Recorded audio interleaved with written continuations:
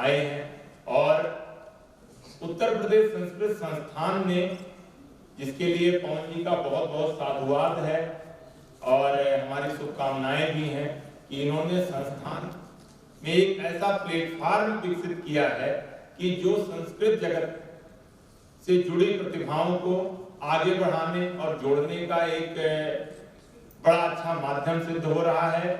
और जो भी अभी कुछ सफल विद्यार्थियों के अनुभव हमने सुने और बहुत ही खुशी हुई कि किस तरह एक आपकी डायनेमिक लीडरशिप में संस्कृत संस्थान ऐसी भूमिका में आगे आया है और यह सिद्ध करता है कि संस्कृत की जीवंतता सदैव रहेगी। मैं बहुत ज्यादा समय न लेते हुए आप सभी को साधुवाद देना चाहता हूं और एक हमारे गुरु रहे हैं और जिनकी एक बड़ी प्रसिद्ध रचना भी है, उसकी एक लाइन कहते हुए मैं अपनी बात को विश्राम दूंगा कि न मृता म्रियते न मरिष्यते। बहुत बहुत धन्यवाद, बहुत बहुत शुभकामनाएं। और क्रम की पड़ रहा है, इसके लिए आप सभी से मैं क्षमा भी चाहूंगा कि क्रम टूटा है, लेकिन कुछ आप आधिकारिक दायित्व है ऐसे कि तुरंत निकलना पड़ेगा। तो पुनः पुनः बहुत बहुत धन्यवाद कि आपसे संवाद का मौका मिला।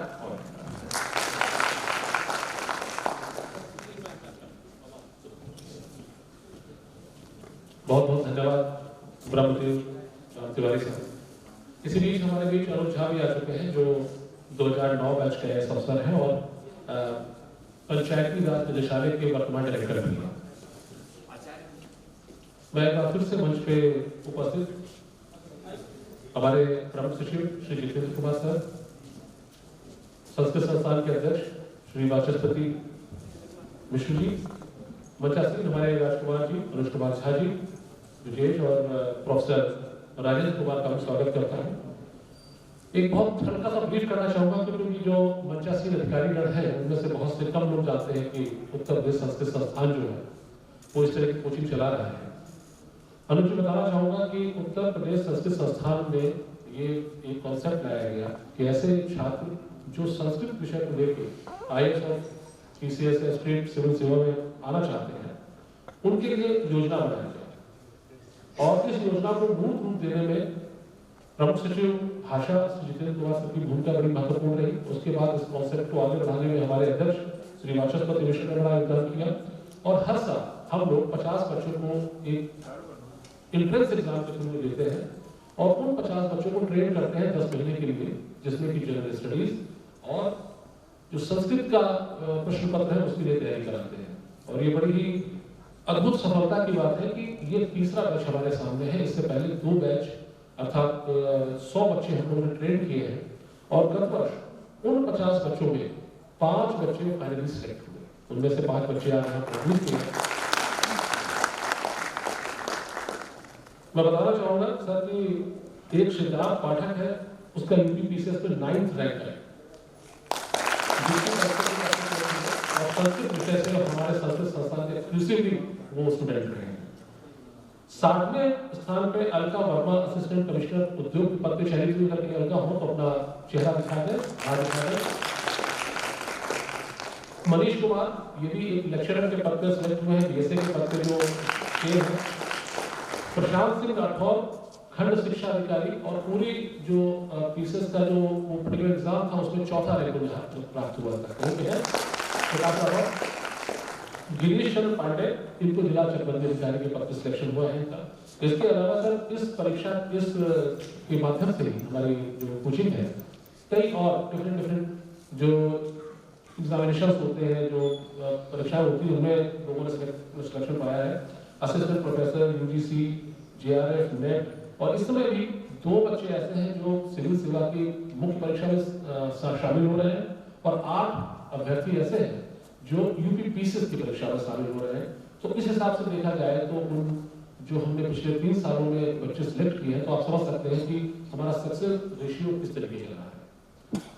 कोशिश ये की गई है कि आपके लिए जो फैकल्टी हो वो बहुत ही रिनाउंड फैकल्टी हो, चाहे हमको दिल्ली से हायर करनी पड़े या कहीं से भी हायर करनी पड़े। हम कोशिश करते हैं कि वो फैकल्टी आपको सीमित समय में आपका जो सिलेबस है पूरा कराए और इसके साथ साथ regular test regular mock test, regular personality test, ये आपके चलते रहते हैं।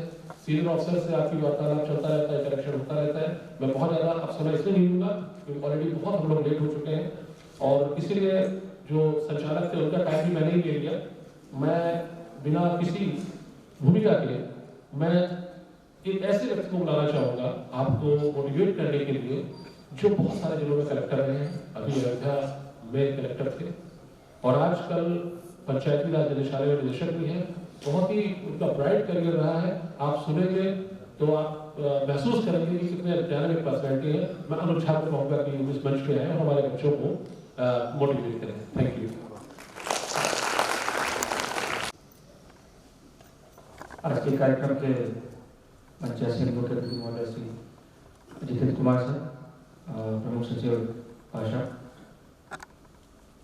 अध्यक्ष उत्तर प्रदेश संस्कृत संस्थान और डायरेक्टर साहब पवन कुमार सर, पंचायती राज निदेशालय में हमारे सहयोगी एडिशनल डायरेक्टर श्री राज कुमार जी, मंचासीन अन्य हमारे गणमान्य अतिथिगण और आज के इस कार्यक्रम में पधारे हुए हमारे सभी अभ्यर्थी, आप सबका बहुत बहुत स्वागत है और बहुत बहुत शुभकामनाएं आपको।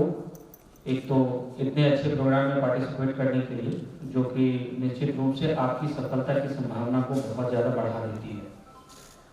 कहते हैं, कहावत है कि well begun is half done. तो एक अच्छी शुरुआत है कि आप एक शॉर्ट लिस्ट में जिसमें कि 50 बच्चों को संस्कृत संस्थानम के द्वारा कोच किया जाना है संस्कृत विषय के लिए और जनरल स्टडीज के लिए, उसमें आपको चयनित हो जाना है एंट्रेंस के आधार पर। ये अपने आप में एक अच्छी शुरुआत है और मेरी शुभकामनाएं हैं। मुझे पूरा विश्वास है कि आने वाले समय में आप कई कॉम्पिटिटिव एग्जाम्स में अच्छा करेंगे।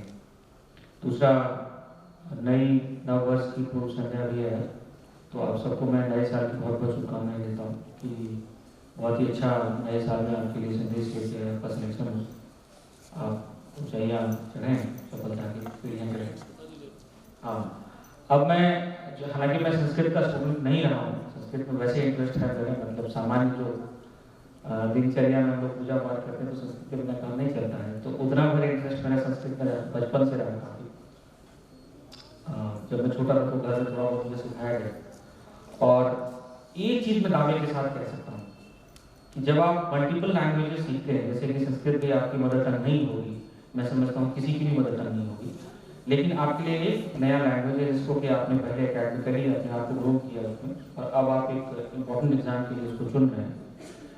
तो जब आप मल्टीपल लैंग्वेजेस करते हैं तो आपका, मुझे ऐसा लगता है कि आपकी जो अभिव्यक्ति की क्षमता है, यानी कि एक्सप्रेशन आपका है, वो बहुत ही निखर जाता है।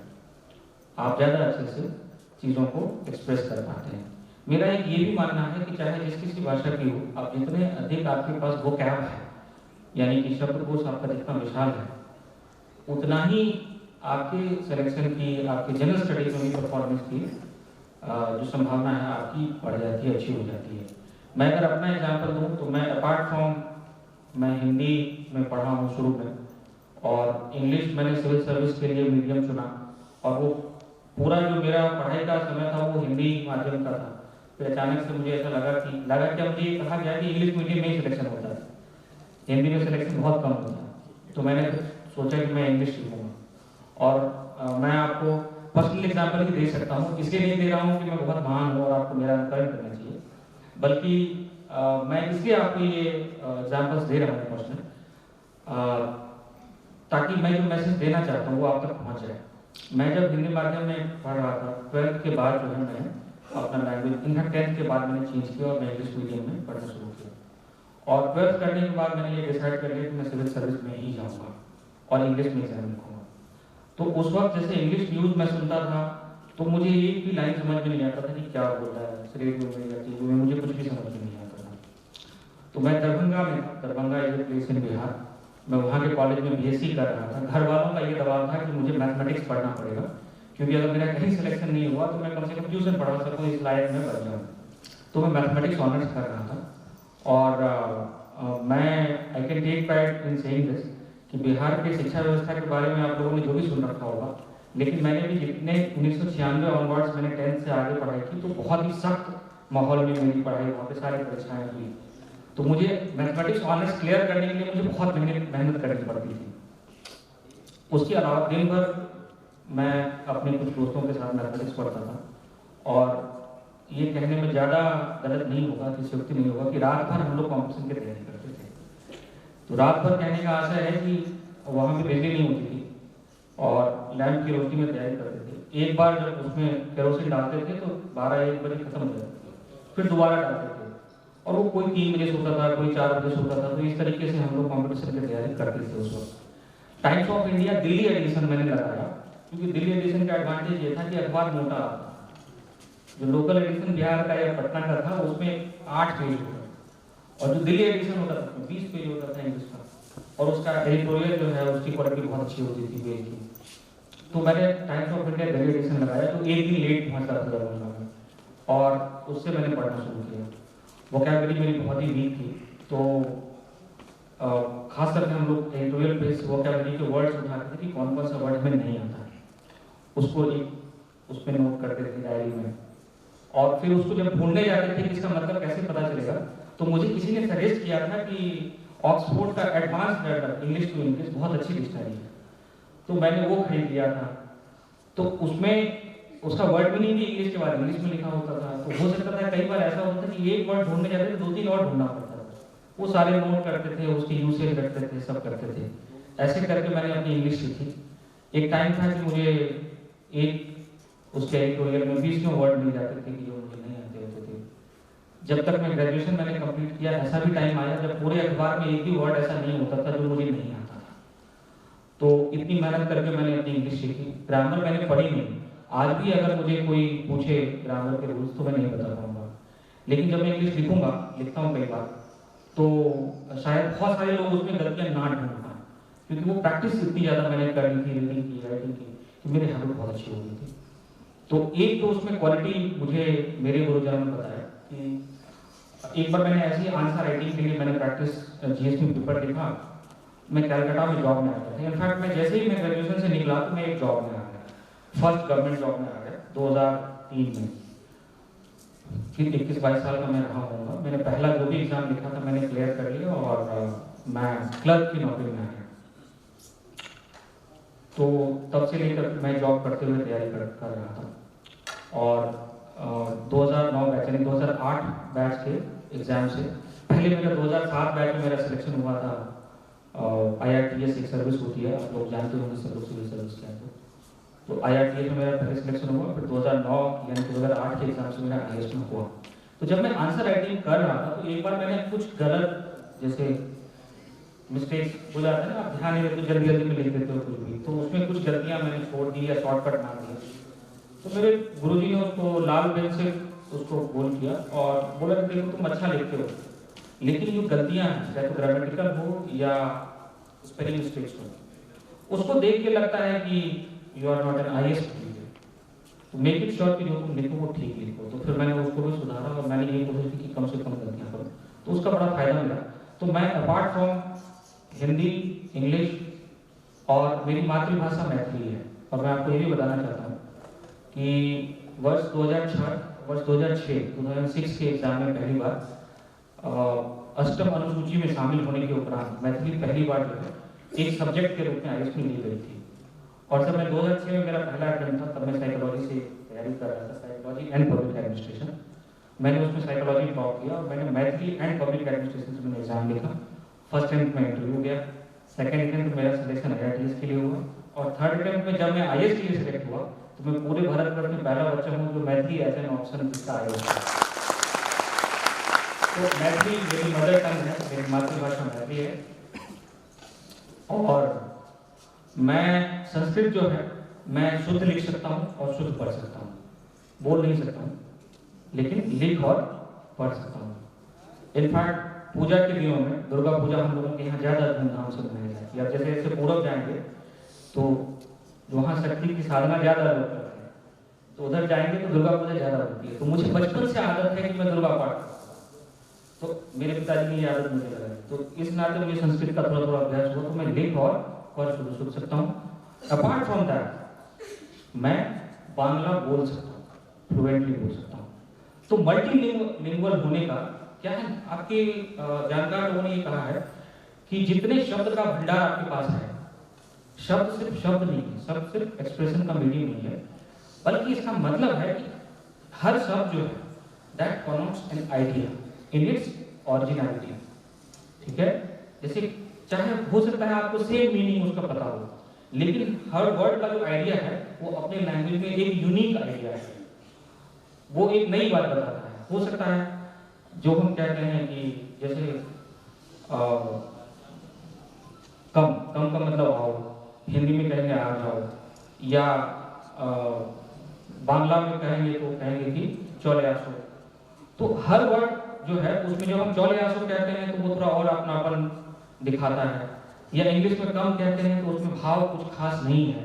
तो भावों के दृष्टिकोण से देखें तो हर वर्ड का एक यूनिक मीनिंग है, और जितने ज़्यादा आप वर्ड्स आपको मालूम है उतना ज़्यादा आपको आइडियाज मिलता है, उतना ज़्यादा आप समृद्धशाली आपका एक्सप्रेशन है। तो ये मेरे तरफ से आपका मैसेज था। वैसे मैं जब भी किसी काउंसलिंग में गया हूँ, कई बार पहले काउंसलिंग में मुझे कलेक्टर रहते हुए बुला लेते थे कि आप चलो, तो मैं जाता था, तो बच्चों से मैं बात बहुत करता था, यहाँ बात करने का अवसर कम है। लेकिन एक सवाल मैं आपसे पूछना चाहता हूँ सब लोगों से, ये मेरा फेवरेट सवाल है, मैं हर ग्रुप से पूछता हूँ कि आप में से अगर बहुतों को ऐसा लगता है कि मेरे अंदर कोई कमी है, मतलब आपके अपने अंदर कोई कमी है और इस वजह से मेरा सिलेक्शन नहीं हो रहा है या मेरा सिलेक्शन होने में दिक्कत आ सकती है, तो ऐसा कौन सा एक गुण है, बाकी सारे अवगुण आप में हो कोई दिक्कत नहीं है, लेकिन आपके मुताबिक ऐसा कौन सा एक क्वालिटी है जो होने से आपका सिलेक्शन जरूर होगा या जो सारे अवगुणों को ढक देगा? मैं इसका जवाब आप सब लोगों से चाहता हूं, आप में से कोई भी जो है हाथ उठाकर मुझे बता सकता है एक quality. I want you two point out just one quality. Yes please. हाँ बताइए, आपने हाथ उठाया। हाँ,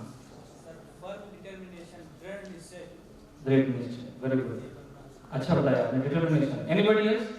dedication and motivation. Dedication and motivation is also good. Anybody else? Yes, please. Failure से लेसन लेना भी बहुत जरूरी है। हाँ, इंट्रोस्पेक्शन भी जरूरी है। और कोई? ये हम जिस भी काम के पड़ जाते हैं तो उसको बिना अचीव किए हम छोड़ देंगे। मतलब आप कहते हैं कि कंसिस्टेंसी एक तरह से कह सकते हैं, कंसिस्टेंसी होना चाहिए, करके मानेंगे, छोड़ेंगे। Very good. Anybody else? Yes please. Strategy, good strategy, very good. आप सब लोगों ने लगभग सही जवाब दिए, लेकिन जो मैं सुनना चाहता था वो जवाब मैंने नहीं सुना। और हाँ जी सर, संस्कृत को ऑप्शन के रूप में चुनना, ये भी ठीक है, अच्छी बात है, आपको सूट करती है, वेरी गुड, आपके लिए ताली बजाइए। लेकिन जो जवाब मैं सुनना चाहता था, Perseverance is also good. Yes, हाँ, इसके अलावा मेरे पास कोई ऑप्शन नहीं है, बी ऑप्शन कोई नहीं, ओनली वन ऑप्शन ए। ठीक है, okay, I got your point. Yes please. Sir हाँ, आप कुछ बता दीजिए। संस्कृत में एक सूक्ति है जी। उद्यमेन ही सिद्ध्यन्ति कार्याणि न मनोरथै। तो मुझे लग रहा है कि जो सबसे बेटर ऑप्शन है एक उद्यम, और आप काफी हद तक आप close, very close to it. I must उद्यमेन ही कार्य, उद्यमेन ही सिद्ध्यन्ति कार्याणि न मनोरथै नाम सुसुप्त सिंहस्य प्रविशन्ति मुखे विवाह। राइट, ओके, तो ये मैंने भी सुना था, आपने लगभग आप क्लोज गए हैं। मैं उसको एक वर्ड में कहूंगा, अगर आपको लगता हो सर ईमानदारी, अगर हम अपने ऑनेस्टली, हाँ, वेरी गुड थिंग, जितना भी आप कह रहे हो सब लोग सही कह रहे हो, लेकिन मेरी तरफ से एक मंत्र आप गांठ बांध के यहाँ से जाना, and that's my message for you, hard work. अगर आपको ऐसा लगता हो कि आपके अंदर कुछ नहीं है, आप इंग्लिश नहीं बोल पा रहे हो, आप स्मार्ट नहीं हो, आपका चेहरा अच्छा नहीं है, फोटोजेनिक नहीं है, आप इंटरव्यू में नंबर नहीं ला पाओगे, आपके पास फ्लुएंसी नहीं है, आप अंडर कॉन्फिडेंट हैं, आप लगातार काम नहीं कर पाते हैं, हार्ड वर्क इज द मंत्र। अगर आपने जीवन में एक ही गुण को अपनाना है तो हार्ड वर्क को अपनाइए। अगर आपने हार्ड वर्क को अपना लिया तो बाकी सारे अवगुण आपके दूर हो जाएंगे, सारे अवगुण गुणों में परिवर्तित हो जाएंगे, आप में कॉन्फिडेंस आ जाएगा, आप अच्छा बोलने लग जाएंगे, आपकी एकदम जो है एक्सप्रेशन अच्छी हो जाएगी, सब कुछ एकदम चकाचक हो जाएगा। लेकिन हार्ड वर्क को एज ए मूल मंत्र अपनाइए। आपके पास 10 मिनट समय हो, 10 मिनट का सदुपयोग करिए, समय मत बर्बाद करिए, आपने जो भी लक्ष्य तय किया है अपने जीवन का, कल आप जहाँ खड़े थे, आज आपको वहाँ से 2 कदम आगे चलना है, कल 2 कदम और चलना है, परसों 2 और कदम चलना है। तो अगर आपने हार्डवर्क को अपना लिया तो आप सारे माइलस्टोन पार कर जाएंगे। आई एम श्योर कि आप बहुत अच्छा करेंगे। मैं अपने हिस्से से ज़्यादा समय ले चुका हूँ, इसलिए मैं ज़्यादा नहीं बोलूँगा।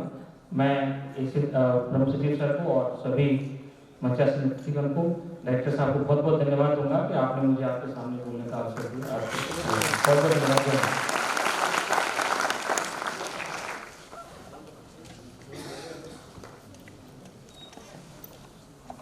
बहुत ही मोटिवेशनल और बहुत ही सहज रूप से सर ने समझाया और अपने प्रीवियस एक्सपीरियंस को बताते हुए और जो हर्डल्स, जो ऑब्स्टेकल्स हैं उनकी लाइफ के, जो उन्होंने आपसे शेयर करे, इट्स अ वंडरफुल, आपके लिए इंस्पिरेशन हो सकते हैं कैसे उनको इंग्लिश को ग्रोथ करते हुए कैसे वो आगे आए।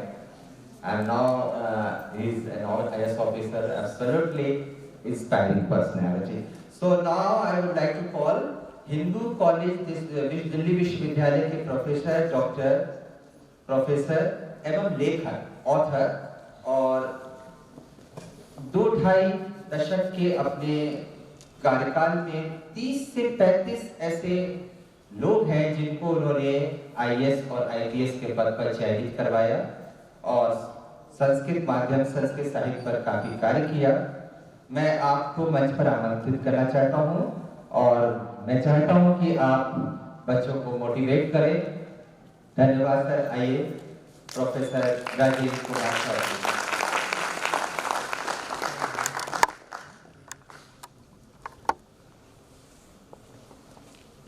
मंच पर विराजमान सभी गणमान्य गुरुओं का मैं सादर अभिनंदन करता हूं और इस कम समय में सीधे सीधे आपसे संवाद से जुड़ जाना चाहता हूं। मैं आपसे कुछ चर्चा करूंगा ये, आखिर संस्कृत को लेकर के आप क्यों UPSC या किसी और प्रतियोगिता में अच्छा करना चाहेंगे और ये सब कैसे संभव है। कई सारे उदाहरण भी हैं। सबसे पहली बात, ये UPSC किसी विषय से आपका चयन नहीं कराती, इसका विषय से संबंध नहीं है, वास्तव में इसका अंक से संबंधित है। आपको ये अंक प्राप्त करा दे तो आप सफल हो जाएंगे, फिर विषय आपके पीछे पीछे आ जाएंगे। पहली चीज, ये आपको गणितीय पद्धति से मार्क्स दिलाते हैं। आपको ये आप जिस तरह से उत्तर लिखेंगे आपको इसमें अंक उसी रूप से प्राप्त होना है। दूसरी इसकी विशेषता यह है कि संस्कृत के जो विषय संगठित किए गए हैं उनमें प्रश्नों की एक समुचित परिधि है। जिस परिधि को यदि आपने चारों तरफ से बाउंड कर दिया तो फिर आपको कोई पीछे नहीं कर सकता, क्योंकि विषय प्रश्न इन दोनों का एक तालमेल है। एक छोटी सी बात इसमें लिखी हुई है, देखेंगे लिखते हैं कि नामूलम लिख्यते किंचित् नानपेक्षितम उच्यते, कि न तो हम कोई मूल से हटकर लिखेंगे और न जो अनवांटेड है उसको उसमें ऐड करेंगे। जब हम प्रश्न का उत्तर लिखते हैं